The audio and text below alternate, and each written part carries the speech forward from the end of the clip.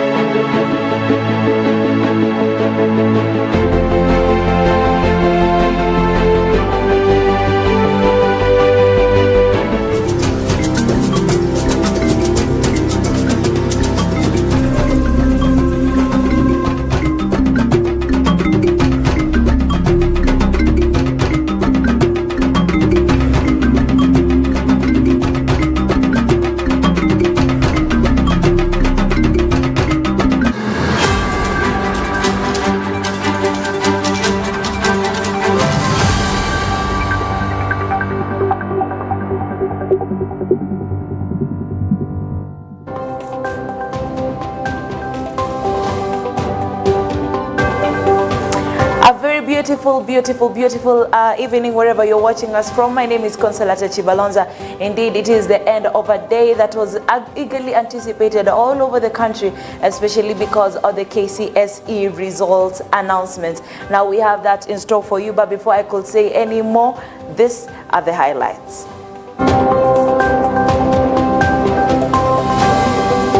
The unveiling of a murderer becomes the unveiling of unsolved mysteries. A look into socialite starlet Wahoo murder case. The KCSE results have been released. Who topped where? A detailed report on this will be featured. The start of a new term. How prepared are the concerned parties for this new 2024 academic year?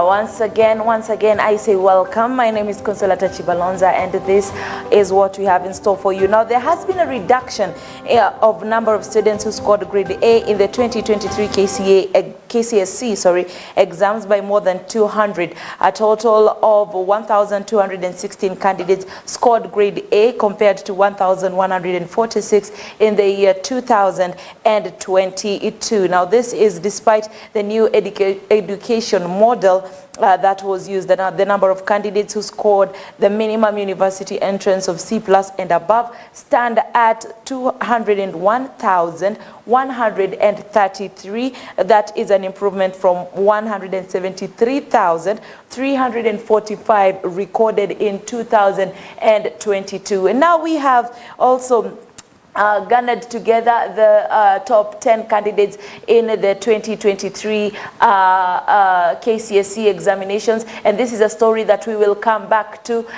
later in the bulletins. But for now, some other news that have been making headlines is a suspect was on Friday arrested in connection with the brutal murder of socialite starlet Wahoo Mwangi. Wahoo is 26 years old and is said to be a younger sister of a controversial evangelical pastor in the city. A lifeless body was found in an Airbnb in South B, Nairobi. She and the suspected murderer had been seen getting into the Airbnb on January the 3rd at night. Now, our very own Fred Njiri has the rest of the details.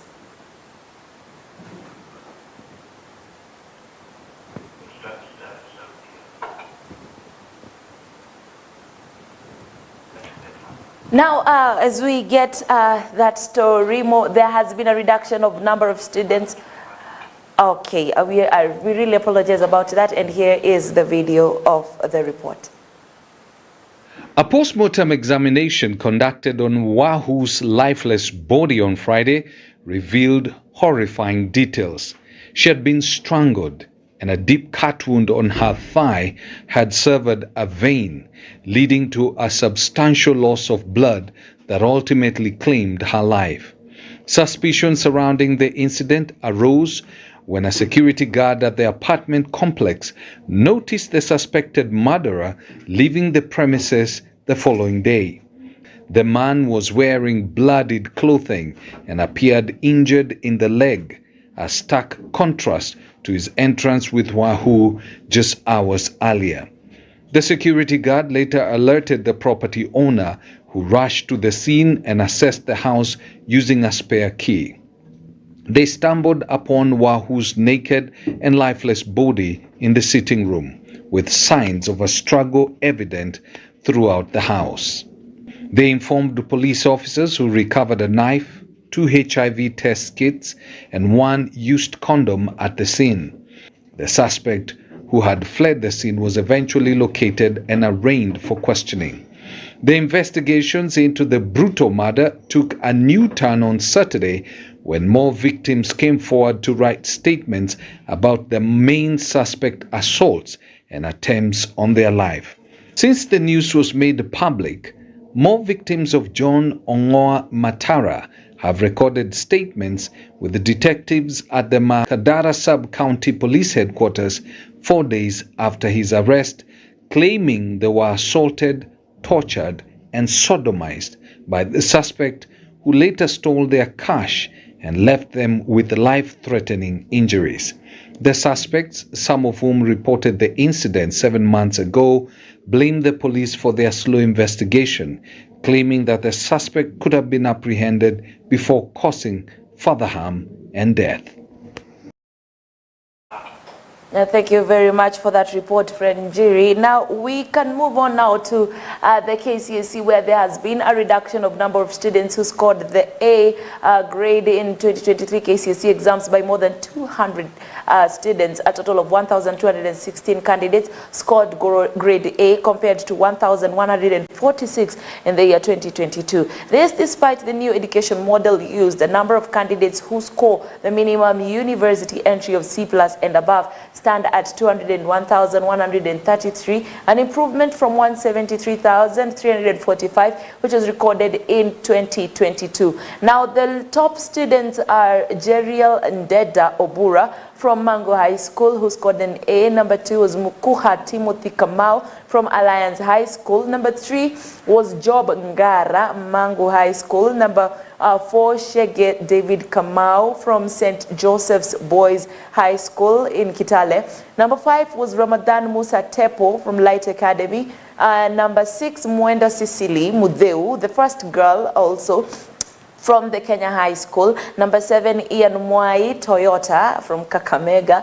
Number 8, Peter Shekaina Weiss from the Kenya High School. Shindi Daniel Ouma from Light Academy got the number 9 position, where Brenda Cherotich got number 10 from Kipsigis Girls High School. We also have the top 10 schools. Number 1 was Nyambaria School with a mean score of 10.897. Number 2, Cardinal Otunga with a mean score of 10.76. Number 3, Kokuro Boys with a mean score of 10.68. Alliance Girls High School had a mean score of 10.52. St. Bridget's Girls High School in Kiminini got a mean score of 10.5. Strathmore School had a mean score of 10.5 as well. Pangani Girls got a mean score of 10.49. Nakuru Boys High School got a mean score of 10.42. Asumbi Girls got a mean score of 10.377. And Mangu High School got a total mean score of 10.336. It is safe to say that it was a 10 out of the 10 schools that were had, and that is the report that we had for you. There were 1,216 candidates, which is 0.14%, who obtained an overall grade A in the year 2023, compared to 1,146,000, which was 0.13% of the candidates in the previous year, that is 2022.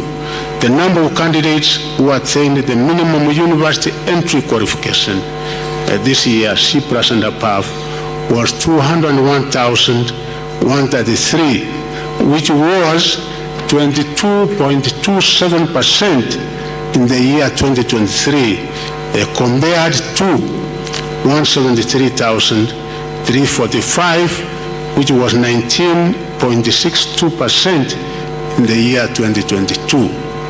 This is as a result of the application of the new grading system that reduced the number of comparison subjects required to compute the mean grade. The number of candidates attaining a pass grade D+ and above was 526,222, which is 58.27% in the year 2023, compared to 522,588, which was 59.14% in the year 2022. The national schools produced the highest number of candidates with an overall mean grade of A, where we had 889 A's from national schools, which was 2.486%, followed by county schools, 172 A's, which was 0.096%. Private schools, we had 143, which was 0.221%. County schools, we had 5, which was 0.004%. And the sub-county, and I would like to give an emphasis to this, these are day schools which had 7 A's and over, which was 0.001%. Overall, I'm improved by the quality of grades that are coming out of our day schools that produced 283 candidates with mean grade of A and minor and A minor in the 2023 KCSE examination. We are still on the education sector, where a total of 48,174 candidates scored grade E in the just concluded 2023 examination, as announced by CS Mashogu. Now, the education boss has said a multi-agency team will be formed to investigate the grade E cases across the country. The CS has also said examination malpractices will and must be investigated. As the cabinet secretary, I'm also pained by the fact that a large number of candidates, 48,174 or 5.33%, still ended up scoring a mean grade of E in the year 2023 KCSE examination, even after the ministry used a more flexible system of computing the final overall candidate results.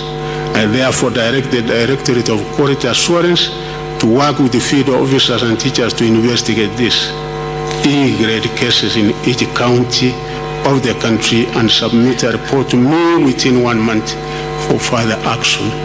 As a country, we must start interrogating data and evidence to enable us to make critical decisions that could ensure that we realize our return on investment from all the resources that the government puts in the education sector. Now, we come to examination irregularities. As much as we try to minimize, and we were successful in minimizing our exposure and hence the number of irregularities we used to experience there before, we still had a few cases of irregularities. There were a total of 4,113 candidates who were reported to have been involved in examination irregularities in the year 2023 KCSE examination. Of this, we have cancelled results of 4 cases of reported impersonation after completing investigations. The results of the remaining 4,109 candidates who were suspected to have engaged in examination irregularities have also been withheld pending the completion of investigations in their cases within a period of 20 days from today. Now, just in case you're wondering what you're talking about by the new education model, CS Education Ezekiel Mashogu has explained the education system that has been used to grade the 2023 KCSE candidates. Now, the new system will grade the best 5 performing subjects plus mathematics and 1 language. The now defunct grading system computed 5 subjects, including mathematics, Kiswahili, English, 2 sciences, and 2 humanities. We did did reduce the number of comparator subjects, as you are aware, from 5 to 2, in a departure from tradition. This is the first KCSE examination research to be released under the new grading structure that was implemented in the year 2023 KCSE examination. This was approved and as authorized by the NEC Act, and we have been able to implement this. Under this system, the overall grade at KCSE examination has considered mathematics the best performed language subject, among them English language, Kiswahili, Kenya Sign Language, and the best performed 5 subjects. As you will find out when I release the results, the new reform measure will allow a larger number of students to pursue courses of their choice at their universities, diploma and achievement training at certificate and adjunct levels. That was previously not the case, as the system was more restrictive. It is clear from the new grading system that the ministry is now focusing on ensuring that our candidates are mandatory literacy, English or Kiswahili, and the numerous skills, mathematics, to enable them pursue their careers in TVET institutions, universities, and colleges. Arising from the changes in the new grading system, therefore, I am directing the Kenya Universities and College Central Placement Service, KUPS, and the universities to align their cluster points and entry requirements with the new reforms to avoid disadvantaging the candidates. I ask the NEC to complete their process and hand over the final results to KUPS to pave the way for the start of the placement process. Additionally, I direct the KUPS to mount a robust career awareness campaign among the 2023 KCSE candidates to ensure all students understand the new TVET and the university entry requirements under the higher education funding model that was launched last year. More importantly, I direct the KUPS to immediately put in place measures to allow the 2023 KCSE candidates wishing to join TVET institutions to apply for their courses ahead of the March 2024 admissions.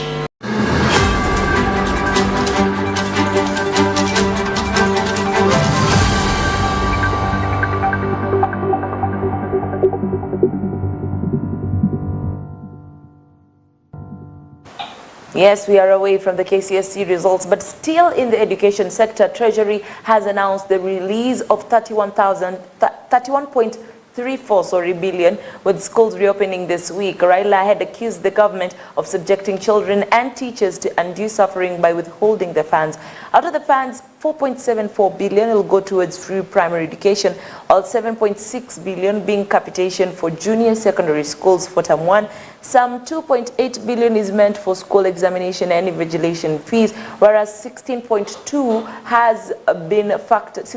billion has been factored in for free day secondary school. The President gave us firm instructions to particularly ensure that runners from all sets of households, especially those whose families are at the bottom of the economic pyramid, are financially supported to access all levels of running in tandem with the government's bottom-up economic transformation agenda. The release of 31.34 billion to primary, junior, and secondary schools. To purchase the President's commitment, the provision of the free running program in the primary school level and the free tuition learning program at the junior and secondary school levels, the National Treasury released Kenya shillings that 1.34 billion to support runners enrolled in the subsector. These funds have effectively cleared the way for a smooth opening of schools for the first term of the 2024 calendar year countrywide as effective from today. This disbursement was distributed as follows: free primary education, 4.74 billion. Capitation for junior schools, 7.60 billion. And I'm also happy that His Excellency and the government gave out examination and invigilation fees 2.80 billion, unlike before, where those who worked in invigilators and the rest used to wait for almost a year. Today, we're actually completing each and every payment. There will be nothing pending.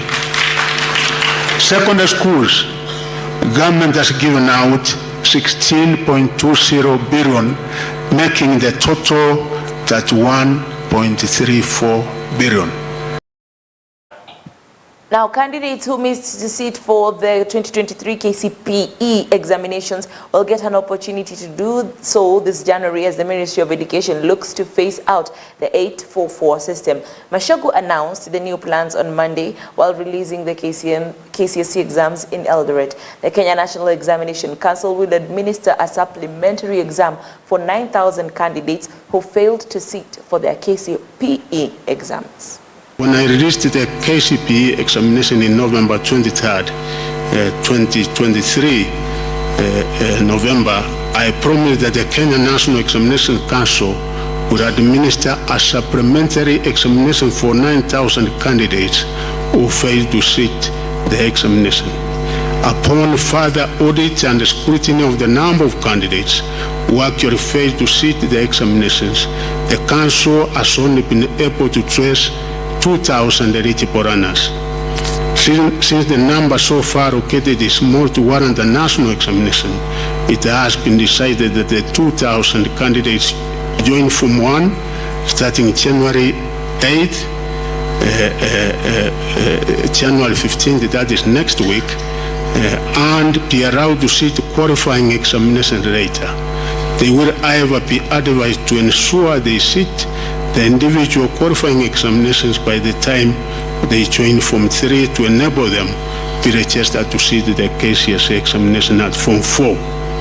I direct the Council to release further guidelines regarding the entry examination. The Kenya National Examinations Council has announced that candidates sitting for the 2024 Kenya Certificate of Secondary Education and Kenya Primary School Education Assessment, that is KPSEA, have 2 months to register. Speaking at Moi Girls High School in Eldoret ahead of the release of the 2023 KCSE result, next CEO Dr. David Njengere said the registration of KPSEA and KCSE will begin on January 29th and conclude on March 29th, 2024. The next CEO insisted that there will be no late registration and that the registration period will not be extended even by a single day. It's on registration of candidates for KPSEA and KCSE for 2024. We always have major challenges in this area, and we want to announce today that the registration for 2024 KPSEA and KCSE will begin on the 29th of January, and it is going to run for 2 months up to 29th of March. So we want to appeal to all the school principals to please make sure that all eligible candidates are registered inside that period of 2 months. 2 months is adequate to register all the candidates. So please note, there will be no late registration this year. We are not going to extend the registration period even by a day. So please make sure you take advantage of these 2 months to make sure that you register all the candidates. Parents, please also take it as your responsibility to find out from your school if your child has been registered inside that period of 2 months. Now, speaking on the preparation of the new academic year 2024, EBN TV was able to speak with some parents on how they have prepared themselves for the opening of schools this week. Most of the parents have said they are ready to take their children back to school, while others said they are not ready because of the high economy being experienced in the country. Most parents have said that they have not received any bursary from the government for their children and have called the government to assist them in paying school fees. Sasa mi kama mzazi, maisha ya saa hii sioni utofauti mkubwa ya saa hii na last. Ingawaje kwa last ilikuwa na ugumu sana. Sipokuwa kwa sasa tushazoea na hali ya maisha. Sababu hatuoni njia ya kufuata ndio ikuwe rahisi vile. Isipokuwa ni bidii yako ndio ambayo itakupatia chenye utawani chenye utakula. Na masomo lazima watoto wafanye nini? Lazima tu waende wapi? Shuleni. Kwa sababu tukisema kwamba hali ni ngumu, hawatasoma. Hakuna mahali ambapo tumewahi sikia watu wakisema maisha ni rahisi. Na mimi kama mzazi wa watoto wawili niko na hiyo gharama na niko na hiyo mzigo na naitarajia wafanye nini? Waende shuleni. Na ndio ambayo imenifanya hata sasa nika hapa kwa hii jua nang'ang'ana na hii kazi yangu. Ingawaje kwa saa hii ninaona hata kazi yenyewe saa hizi kwa huu msimu ambao wanafunzi wanakimbiana kwenda hivyo shuleni. Wateja nao wanakuja kwa wingi sababu hizi sanduku zetu tunaziunda ndio wanafunzi wabebe waende nazo wapi? Shuleni. Na saa hizi watu wengi wako na bidii ya kutafuta. Na hiyo ndio njia yetu ya mapato. Mimi naitwa Bernard Jaraba Dilago. Mimi ni mzazi watoto watatu. Kuhusu kuwaprepare vile watarudi shule, niwaprepare kidogo tu vile nitaweza kulingana na uwezo wangu. Ile mahitaji mimi niletewa naitishwa ya watoto ni kama tu last year vile walikuwa wameitishwa vitabu. Ikaje vitabu ziko bei kidogo, wameongeza kidogo lakini sio sana vile, lakini bei iko juu kidogo. Hata hakuna chakula, hakuna nini. Sasa watoto inavaa wasomi mzuri. Naona kama mbasali ikitoka wakubwa wanakula hiyo pesa. Sasa sijui serikali iko itambadilisha ama tutaitoa tuweke ingine ndio maisha yetu ibadilike. Still on the same preparedness, business people dealing with uniforms and bags for pupils are happy due to the high number of customers coming to buy their products compared to other months. They also called upon the government to lower taxes for their raw materials so that they don't overburden parents who are trying to provide education for their children. My name is Sharon. Tuko hapa Uhuru Market. Tunafanya biashara ya kuuza uniforms. We have everything. We have tracksuits, we have shirts, we have everything za shule. Sasa biashara iko very high because shule ziko karibu kufunguliwa. I bet shule zinafunguliwa on Monday. Yeah. Compared to hizo siku zenye zimepita, sasa price iko high kidogo, lakini msiogope kukuja. Yeah, just wishing probably the government should a bit lower the prices and make the access of import be a bit cheaper. So in my area, I'm welcoming everyone here. Everyone is welcome in this zone. Tunauza tu, tunafurahia juu saa hii watu hii sasa ni saa yenye wanarudi chuo sana. Tu sisi tunafurahia saa tukiwa si wanabiashara. Bei ya matitu pia imeongezeka pia. Si kama vile tu tunanunuanga tu imeongezeka pia hiyo. And that brings the end of today's EBN Prime edition. Just in case you found out or you found us along the way, this is what we had prepared for you. The unveiling of a murderer becomes the unveiling of unsolved mysteries. A look into socialite starlet Wahoo murder case. The KCSE results have been released. Who topped where? A detailed report on this will be featured. The start of a new term. How prepared are the concerned parties for this new 2024 academic year?